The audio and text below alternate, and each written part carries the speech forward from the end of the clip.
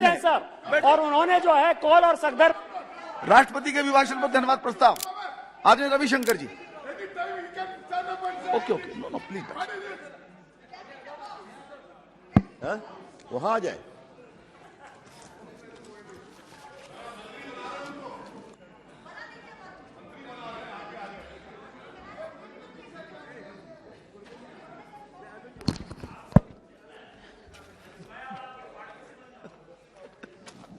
माननीय उपसभापति जी,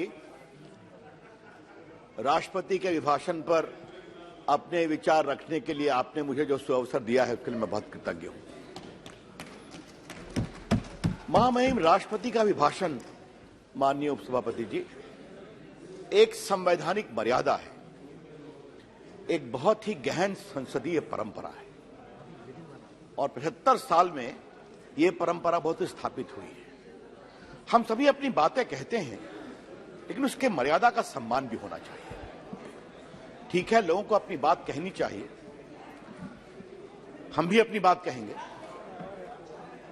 कल मैं कांग्रेस के सम्मानित नेता राहुल गांधी को सुन रहा था।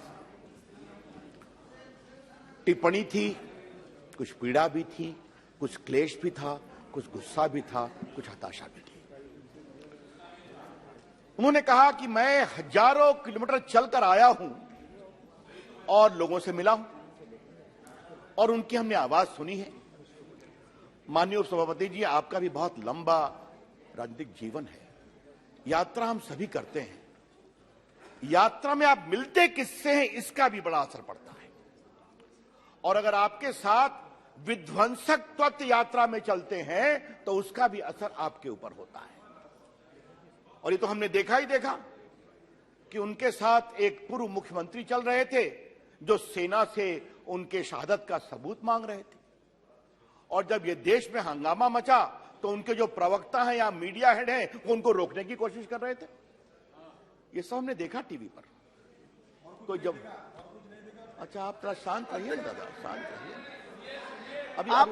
अभी बहुत कुछ बोलना है।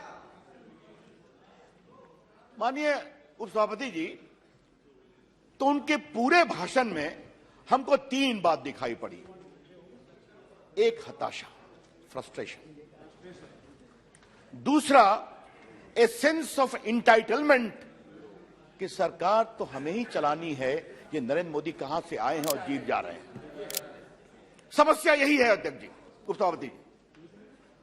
वो 14 में हारे, वो 19 में हारे और 24 में और कसकर हारने वाले हैं।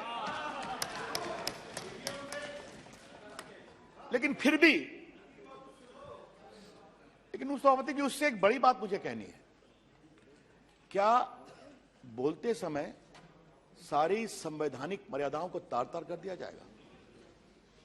ये एक बहुत बड़ा सवाल है, और आज मैं आपके सामने इस विषय को बहुत गंभीरता से रखना चाहता हूं। इस संसद को कभी ना कभी यह विचार तो करना पड़ेगा। आप कुछ भी बोल जाएंगे।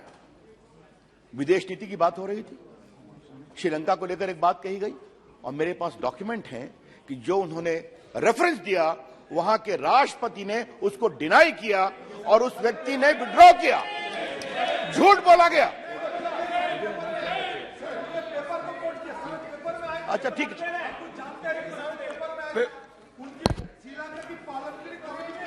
अच्छा ठीक है बाबा, अरे मेरे पास ट्वीट भी है, हम डॉक्यूमेंट लेके आए। अधीर बाबू, शांति से बैठिए आप।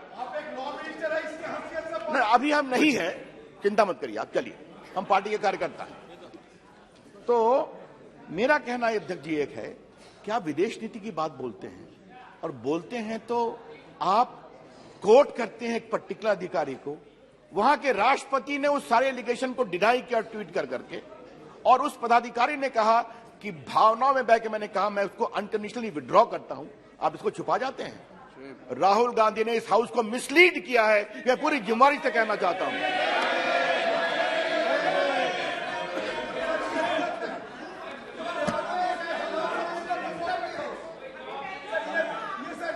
आप प्लीज करिए अध्यक्ष जी। दूसरी बात कही गई, बैठिए अध्यक्ष जी, दूसरी बात कही गई कि प्रधानमंत्री, honourable member is always suppose to be present in the house. दूसरी बात कही गई नहीं हो सकता है जी, प्लीज। दूसरी बात कही गई कि प्रधानमंत्री जाते हैं तो एक उद्योगपति उनके साथ जाते हैं, उनके पक्ष में फैसले होते हैं। अध्यक्ष जी, सामान्यतः हम उद्योगपतियों का विषय नहीं बताते हैं, बनाते भी नहीं चाहिए। सरकार को मदद करनी चाहिए, आपकी सरकार हो हमारी सरकार हो। लेकिन बहुत कहा गया तो आज मुझे कुछ रिकॉर्ड को साफ करना पड़ेगा। अध्यक्ष जी, ये बताइए 2008 में Adani purchases Bunyu coal mines in Indonesia as its first overseas purchase. 2008 में किसकी सरकार थी? उनकी सरकार थी, मनमोहन सिंह की सरकार थी। 2010 UPA rule, Adani group acquired the Carmichael mine in Australia. किसकी सरकार थी? आपकी सरकार थी। 2010 UPA rule, Adani announced a 1.65 billion deal with the Indonesian government for setting up rail and port infrastructure. 2010 में अधीर बाबू आपकी सरकार थी ना? अच्छा, आप नहीं बोशन नहीं अभी कैसे बोलेंगे? अच्छा ठीक, बैठी आप केवल चेयर मान्य, केवल चेयर प्लीज। 2011 में यूपीए रूल में Adani buys Galilee mine and Abbot Point port in Australia. तो सर, क्या हम मान के चलें कि मनमोहन सिंह जी ऑस्ट्रेलिया जा रहे थे और इनको खदान मिल रही थी? क्या मतलब है इसका? भारत के उद्यमी बाहर जाकर काम करें, ये तो अच्छी बात है ना। मुझे मालूम है सर, उनको परेशानी होती है कि नरेंद्र मोदी की अगुवाई में भारत की इकॉनमी दुनिया की 5वीं इकॉनमी बन गई है, यह उनको परेशानी होती है इंग्लैंड को छोड़कर। तो वो पूरी खुंदक। और दूसरी बात है सर, नरेंद्र मोदी की अगुवाई में आज भारत में मेड इन इंडिया वेपन बनते हैं, और वेपन बनते हैं तो 14,000 करोड़ का एक्सपोर्ट हो रहा है, और कमीशन डील व्हील बंद हो गया है। तो उनकी परेशानी होती है सर, क्योंकि उनकी सरकार में तो जब देखिए तो डील है, उसमें व्हील है और फिर कमीशन है, और मामा है सर। हाँ, मामा भी। मामा पर बहुत बोलना है, अभी मुझे बहुत बोलना है, मामा पर काफी बोलना है। तो सर, मुझे कहना आपसे यह है कि वहां मामा भी हैं, वहां जीजा भी हैं, वहां बहुत लोग हैं। मैं आऊंगा। सर, तीसरी बात मुझे कहनी है, इंग्लैंड ही नहीं सर, अब जरा देखा जाए इनका हिसाब। छत्तीसगढ़ सरकार में पारा स्टेट कैट बसन कोल ब्लॉक को इन्वायरमेंटल आपत्तियों के बावजूद क्लियर किया गया सर, और अब उसको एक्सपेंड किया गया है। अब वहां किसकी सरकार है सर? 2022 में क्या गया? इनकी सरकार है सर। मार्च 22 में sir Congress rule Chhattisgarh government approve the expansion of the project. अब राजस्थान देखिए सर, यहां तो और जोरदार है सर। 65,000 करोड़ का पूंजी निवेश अडानी ग्रुप आने 5-7 वर्षों में करने जा रहे हैं। तो राहुल गांधी जी, ये जो इतनी बड़ी राशि राजस्थान में लगाई जा रही है, तो वहां भी कुछ व्हीलिंग डीलिंग हुई है क्या? क्या मतलब है इसका? मतलब क्या है इसका? अब देखिए सर, आप तो खामोश नहीं। प्लीज। अब सर देखिए, केरला में सर, केरला तो और कमाल की बात है सर। वहां पर विजयनम जो पोर्ट है, वो नया पोर्ट अडानी पोर्ट के नाम से वो शुरू हो रहा है। वायबिलिटी गैप फंडिंग भी की गई है, और प्रोजेक्ट्स अमाउंटिंग टू 21,000 करोड़। तो क्या केरला, क्या छत्तीसगढ़, क्या राजस्थान, क्या बंगाल, हमें कोई इस पर आपत्ति नहीं है सर। मेरी बात समझा जाए, भारत के उद्यमी क्यों नहीं आगे बढ़ने चाहिए? सवाल यह है, ईमानदारी से बढ़ाए जा रहे हैं या डील या व्हील के साथ बढ़ाए जा रहे हैं? नरेंद्र मोदी जी की सरकार ईमानदारी से काम करके बढ़ाती है सर, और हमें बहुत गर्व है कि नरेंद्र मोदी सरकार की अगुवाई में आजकल कमीशन बंद हो गया है। इसलिए उनको परेशानी है, इसलिए परेशानी है उनको।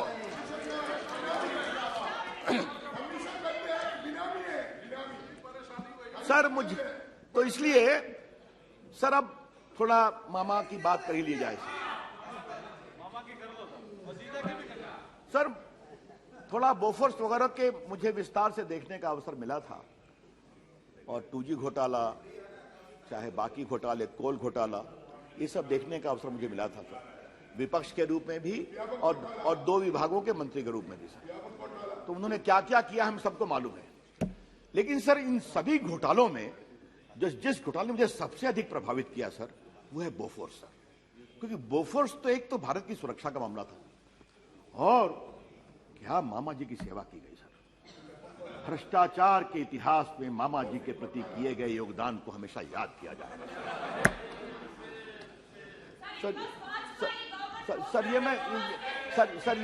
ये मैं क्यों कह रहा हूं सर कि बाकी तो चीजें इन्वेस्टिगेशन में थी सर, बाकी चीजें कोर्ट की कार्रवाई हुई सर, लेकिन मामा जी को 2 अस्त्रों पर सहयोग किया गया सर, मामा जी को भगाने में और मामा जी का बैंक अकाउंट छुड़वाने में सर। ये कमाल हुआ सर। अब आपको बताता हूं सर, मामा जी के खिलाफ कार्रवाई हुई तो मामा जी यहां से भाग गए। कोतरोकी नहीं। अब कोतरोकी जी सर बार बार उनका परिवार और इनका परिवार खूब खेलना मिलना जुलना, ये सब रिकॉर्ड भरे हुए हैं मेरे पास सर। मैं बोल रहा हूं, जिम्मेदारी से बोल रहा हूं। लेकिन सर मैं इसको कंफर्म कर रहा हूं सर, जिस तरह से उनकी सरकार ने मदद की सर। कोतरोकी साहब भागे, कोलालमपुर में अपील लेट फाइल किया गया, वहां से चले गए अर्जेंटीना सर, वहां भी कार्रवाई में देर किया गया, फिर वो भाग करके इटली चले गए। तो सर वो भाग गए इटली। रूडी जी, इटली काफी सुरक्षित जगह है परिवार के लिए, मालूम है ना आपको? हाँ, काफी सुरक्षित जगह है।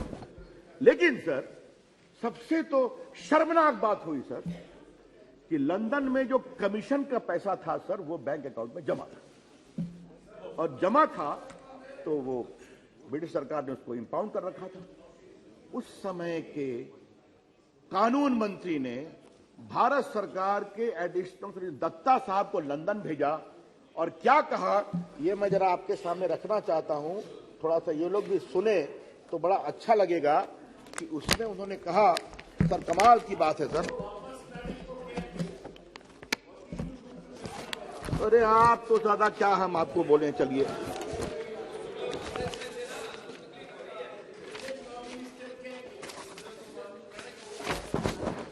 सर वो जो उनका बहुत बढ़िया असर है कि the additional solicitor general told the bank that he has got the authorization of the government of India to convey that nothing is pending against Mr. Kotoroki and the amount be released. और ये पूरा email में है sir मेरे पास, आप कहेंगे तो मैं रख दूंगा। तो आप भगाने में मदद करते हैं, आप उनका पैसा छुड़ाने में मदद करते हैं, और भेजने वाले कौन थे उस समय के स्वनाम धन्य माननीय कानून मंत्री हंसराज जी। मैं सब सदन के सामने बोल रहा हूं। तो सर ये इनकी सर क्या, एंड सर एक बात मैंने कल हल्के से कहा था, यह आरोप किसने लगाया? जो खुद भ्रष्टाचार के केस में बेल पर है, वो लगा रहा है। उनकी माताजी बेल पर हैं और उनके बहनोई साहब बेल पर हैं। और वो केस क्या है? वो केस है कि 50 लाख में आपने 5,000 करोड़ की प्रॉपर्टी हथिया ली। ये सही बात बोल रहे हैं। और सर ये सर मैं बोल रहा हूं नेशनल हेराल्ड के मामले में सर, नेशनल हेराल्ड, अरे आप ट्रायल फेस कर रहे हैं, छोड़िए सर नेशनल हेराल्ड के मामले में सर आप ध्यान रखें सर कि एक आजादी के आंदोलन का अखबार था, उसके शेयर गोविंद वल्लभ पंत, नेहरू जी, टंडन जी सब लोग रखे थे सर। एक रात उसके सारे को बेच दिया गया यंग इंडिया को। यंग इंडिया के ओनर कौन कौन थे? माता जी और पुत्र जी और मोतीलाल वोरा जी सर। और उसको जो 90 करोड़ रुपया लोन दिया गया था कांग्रेस पार्टी के द्वारा, यहां पर आया तो उस लोन को राइट ऑफ कर दिया गया। और क्या मतलब हुआ कि राहुल जी और उनकी माता जी के कंट्रोलिंग शेयर के यंग इंडिया को मुंबई, दिल्ली, लखनऊ, पटना और चंडीगढ़ की भारी प्रॉपर्टी मिल गई। ये है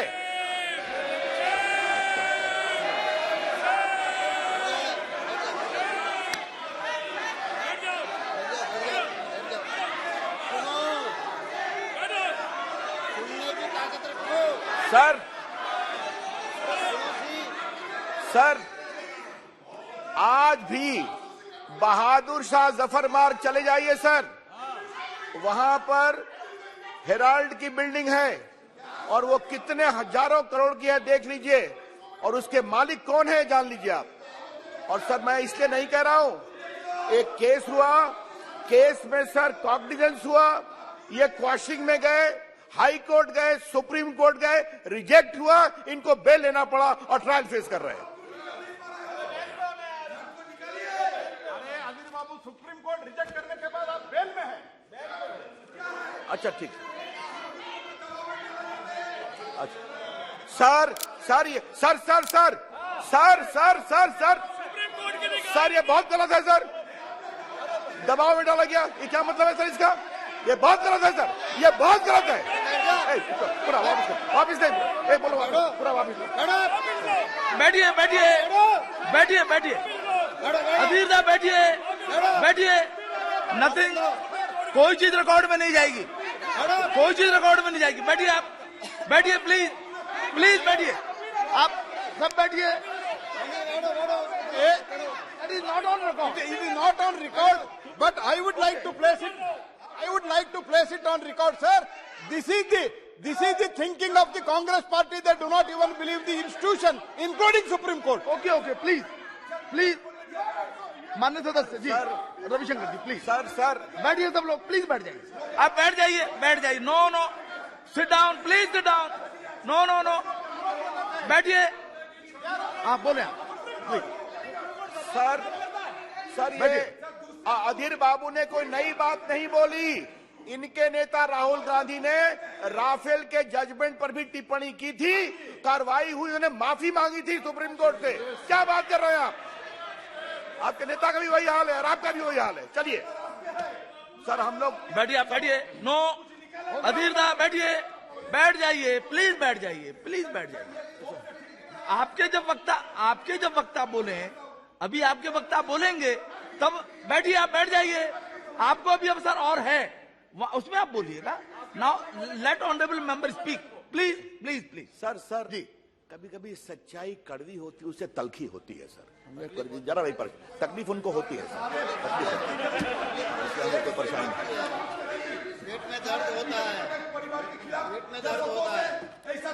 बैठिए सर, तो सर मैंने खाली अभी देखिए सर, हमने अभी खाली बोफोर्स और नेशनल कहा तो इतनी परेशान हो गए, अब 2G पर क्या बोले, कोल स्कैम पर क्या बोले, आदर्श घोटाला पर क्या बोले, कॉमनवेल्थ पर क्या बोले, 1,80,000 crore scam of 2G, nearly 2 lakh crore of coal scam, 70,000 crore of Commonwealth scam.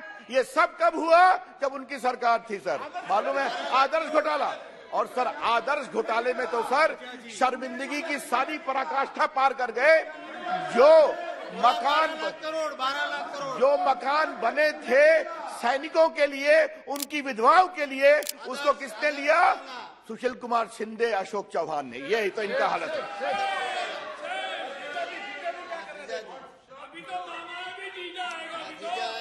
Sir अब मैंने मामा जी की कहानी कुछ कही, अब मैं जीजा जी पर आता हूं सर। सर कल मैं बहुत सुन रहा था, Narendra Modi government was facilitating mister Adani. हाँ सर, फैसिलिटेशन क्या होता है सर? उसकी कहानी जरा सुनिए सर आप।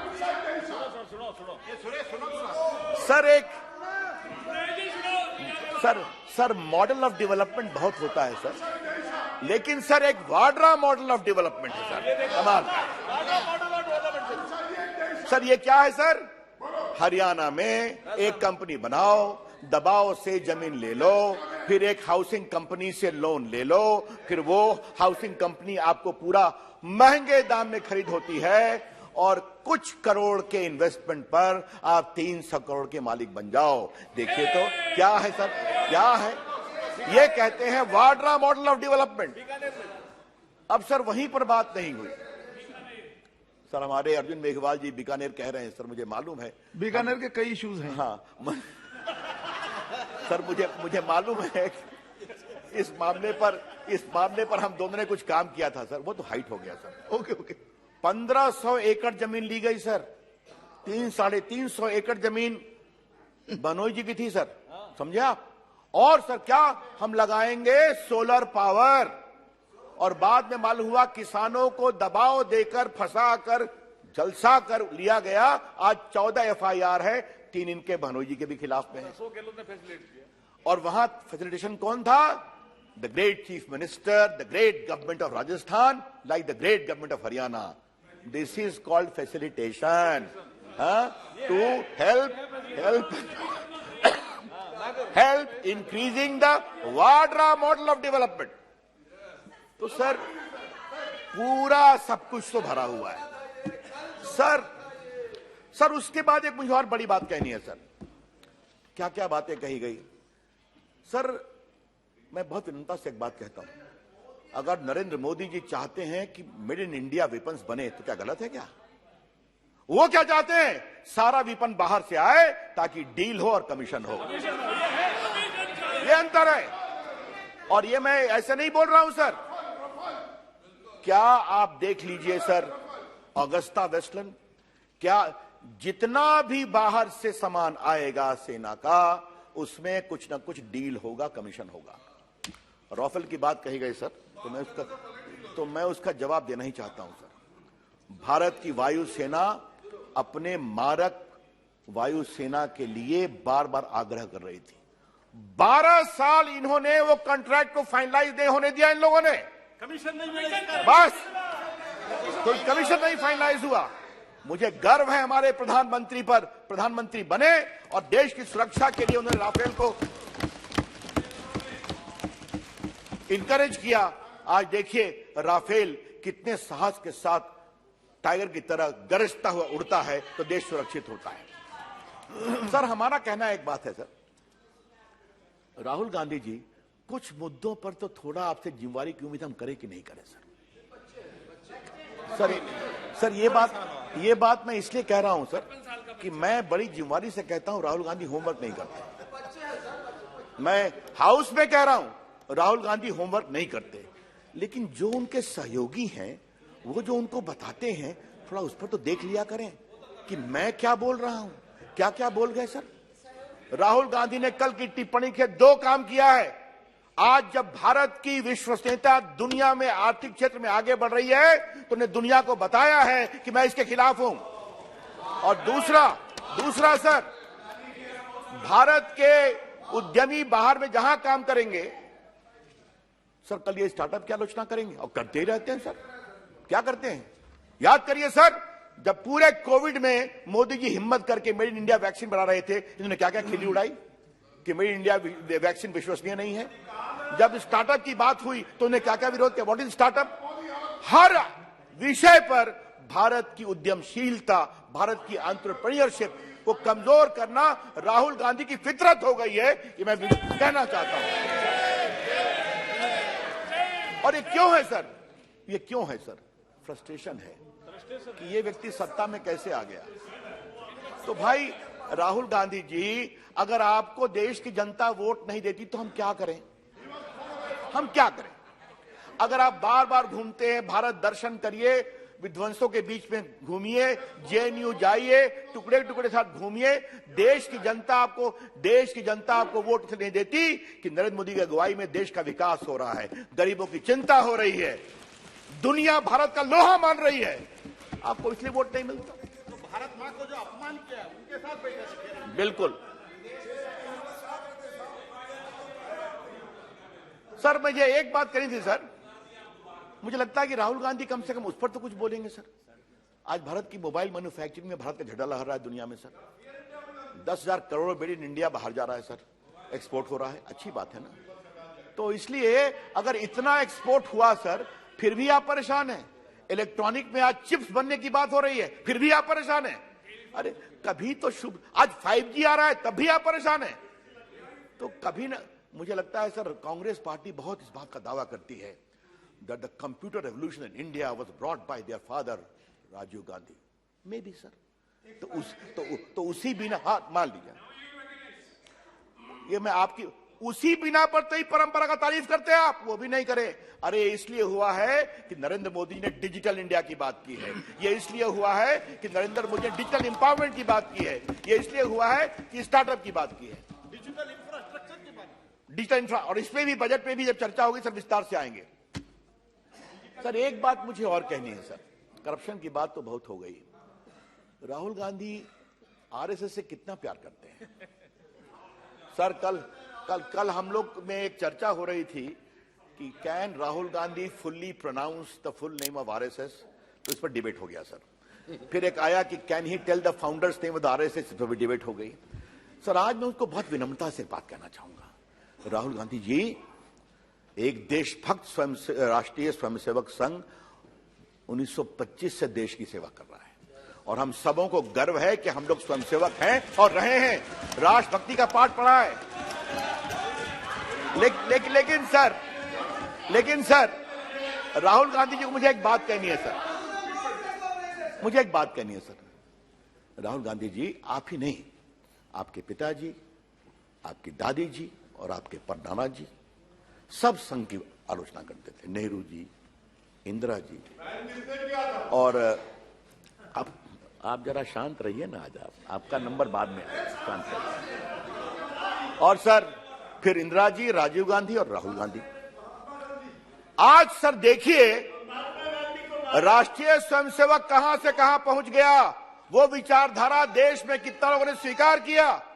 आज हम लोग सत्ता में हैं तो गर्व से हैं, जनता के आशीर्वाद से हैं, और देखिए वो कहां चले गए सर, देखिए कहां चले गए, और आगे भी जाएंगे।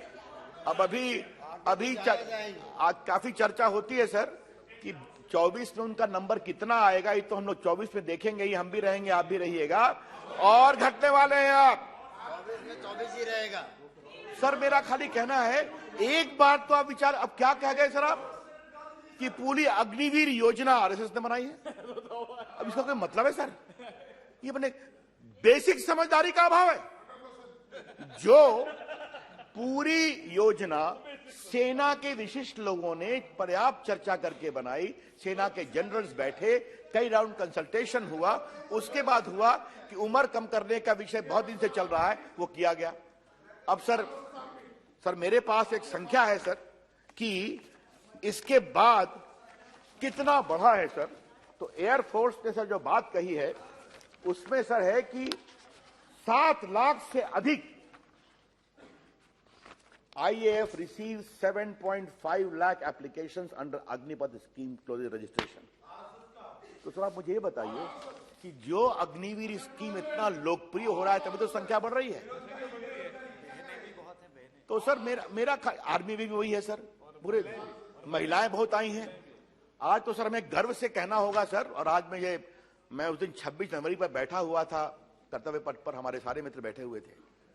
जिस तरीके से भारत की नारी शक्ति को मोदी जी ने सम्मान दिया है, हमें बहुत गर्व है।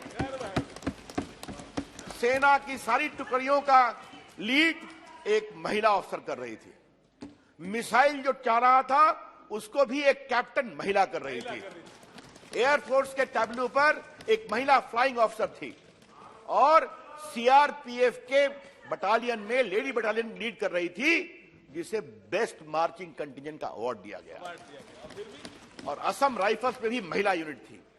तो जब हम कहते हैं बेटी पढ़ाओ बेटी बचाओ, तो बेटी को आगे बढ़ाओ, और वो आगे बढ़ी हुई बेटियां कर्तव्य पथ में दिखाई पड़ रही थी, अग्निवीर में भी आ रही है। तो कृपया करके इस तरह की गलत बयानी कर करके, झूठ बोल करके नहीं करना चाहिए राहुल गांधी जी। लेकिन एक ही बात है सर, कितना समझाया जाए इनको सर, बड़ा सवाल, ये बहुत बड़ा सवाल सर। ये बात मैं इसलिए कह रहा हूं सर कि एक बार आदमी हारता है तो थोड़ा जांचता है कि हमसे क्या गलती हुई, दोबारा हारता है तो और जांचता है। सर यहां समस्या क्या है, हारो या जीतो कोई पूछने वाला है नहीं, यही सवाल है सर। वो लोग भी ना पूछेंगे, ना उनके समर्थक पूछेंगे, अंदर अंदर खूब बात करेंगे, हम नीचे गिरते जा रहे हैं, पता नहीं क्या होगा, आप और नीचे गिरेंगे। सर ये देश बदल रहा है, नरेंद्र मोदी की अगुवाई में भारत दुनिया की एक बड़ी ताकत बन रहा है, भारत में उद्यमशीलता फैल रही है। सर आज सुरक्षा की बात होती है तो मैं आज कांग्रेस के लोगों को एक बात कहना चाहता हूं, और मुझे काइंडली अलाउ करिए सर, गडकरी जी पार्टी के अध्यक्ष थे सर, तो उन्होंने राजनाथ जी की अध्यक्षता में एक टीम बनाई कि भारत सीमा और कश्मीर पर जाके अध्ययन करे सर। मैं उसका सचिव था सर, तो हम लोग कई बार कश्मीर गए सर, लद्दाख गए थे सर। तो लद्दाख गए थे तो वहां पर गांव में वहां के लोगों ने बताया कि हमें प्रधानमंत्री ग्रामीण सड़क नहीं बने देते। मैंने क्यों भाई? कहा बनती है तो उधर से चीन अपोज कर देता है और रुक जाता है काम। मैंने क्यों? कहा नहीं। तो सेना के लोगों से बात किया, कहा we have instructions not to disturb China. Sir सुनिए सर, सुनिए सर। आकर के उस समय उस हाउस का मेंबर था सर, हमने सवाल लगाया सर, और मेरा सवाल सर पहला लग गया। और सर मैं खड़ा हुआ सर, विदेश मंत्री ने कहा मैं रविशंकर जी से आग्रह करूँ ये सवाल न पूछे। हमने कहा क्यों नहीं पूछे भाई? कहा प्लीज मत पूछिए। उस समय हामिद अंसारी उपराष्ट्रपति थे, आधा घंटा बहस चली। कहा रवि जी छोड़ दीजिए, छोड़ दीजिए। हमने कहा क्या बात है मामला? मालूम हुआ कि उनकी ऑफिशियल लाइन थी कि हमें इंफ्रास्ट्रक्चर बनाकर चीन को गुस्सा नहीं देना है। ये उनके स्टेटमेंट है AK एंथोनी के हाउस में। और सर ये आज की स्थिति है कि नरेंद्र मोदी की अगुवाई में सर लद्दाख से लेकर अरुणाचल तक सारी सड़क बन गई है, सारे पुल बन गए हैं। सर एक बात बताऊं सर, इनकी सर एक परेशानी और है सर, बार बार इनका गुजरात का दर्द छलक जाता है सर। और सर ये हम इसलिए आपको कहना चाहते हैं कि कल वो भी मैं सुन रहा था, तो हताशा, तलखी, परेशानी, गुस्सा, पीड़ा, कहीं ना कहीं गुजरात का दर्द छलकता है। सर हमको लगा कि ये दर्द अब कम होगा। सर गुजरात में हम भी प्रचार में थे, बाकी लोग भी गए सर। इतनी जबरदस्त हार 27 साल के बाद, फिर भी गुजरात। अरे कुछ तो जरा समझो भैया, कुछ तो समझो।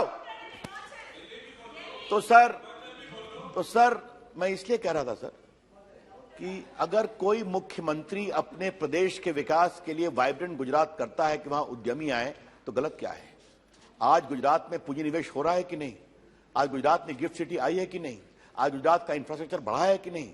आज गुजरात में बड़े बड़े प्रोजेक्ट बन रहे हैं कि नहीं? तो इनको सबसे परेशानी है क्योंकि जहां गुजरात, राहुल गांधी का एंटीना उड़ जाता है। और ये एंटीना जो 2002 से उठा हुआ है सर, आज तक उठा हुआ है। लेकिन फिर कहूंगा कभी ना कभी तो समझ जाओ मेरे दोस्त जी, आप बड़े सम्मानीय नेता हैं। अब आप अपने सम्मानीय नेता आप क्षमता के कारण है कि परिवार के कारण है, वो हम कभी बाद में चर्चा करेंगे। हाँ?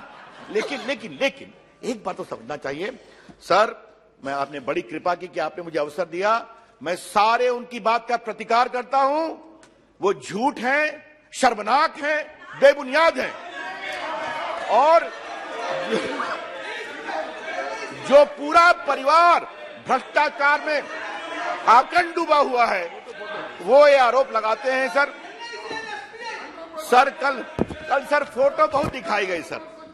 अब पता नहीं आप क्या कहते हैं। देखिए ये दामाद श्री की फोटो है सर, वो भी बैठे हुए हैं सर। बाकी उनकी बहुत सी फोटो है। ये देखिए सर, ये मुख्यमंत्री जी की फोटो है सर। ठीक है, ओके सर। आपको कहने की आवश्यकता नहीं है, आपको कहने की आवश्यकता नहीं है। आप बैठिए। हाँ सर ऐसा तो नहीं होगा, वो करे तो ठीक, ओके जवाब दे तो गलत, ये नहीं चलेगा। ये can be double standard. Sir आपने मुझे अवसर दिया, अब ठीक है सर, आपने मुझे अवसर दिया सर, थैंक यू। इसके लिए मैं आपको हृदय से कृतज्ञता सर, बहुत बहुत प्रणाम सर, धन्यवाद। Thank you.